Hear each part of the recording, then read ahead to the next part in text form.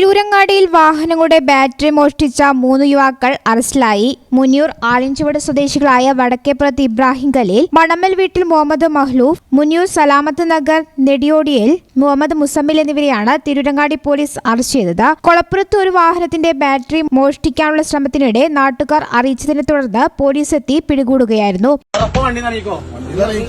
രാത്രി വണ്ടി ഇവിടെ തുറക്കുമ്പോൾ ലോക്കിട്ട് പോവില്ല. ആൾക്കാർ 2 ബാറ്ററി പോയിക്കണേ. വണ്ടി നനീക്കാം, ലോക്ക് പിടിച്ചിരിക്കാണ്. വണ്ടി ഇറങ്ങടാ. ഇപ്പൊ വരാക്കിറങ്ങി ഞാൻ വെറുതെ വിടും, ഒന്നും ചെയ്യൂല. ഇറങ്ങിക്കോ, വണ്ടി ഇറങ്ങടാ.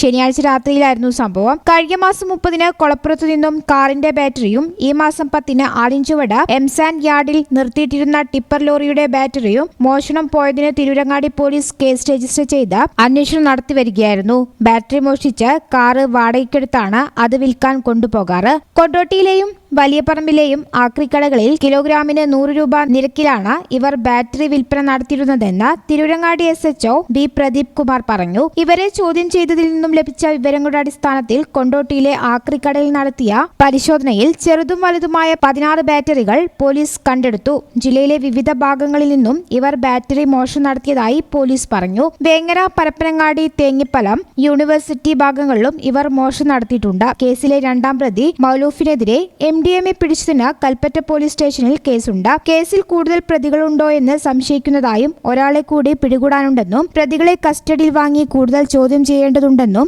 SHO പറഞ്ഞു. ആഡംബര ജീവിതത്തിന് വേണ്ടിയാണ് ഇവർ മോഷണം നടത്തിയിരുന്നതെന്നും പോലീസ് അറിയിച്ചു. ഈ ചാനൽ ന്യൂസ് തിരൂരങ്ങാടി. അൽ സലാമ ഹൈ ഹോസ്പിറ്റൽ റോഡ് പെരിന്തൽമണ്ണ.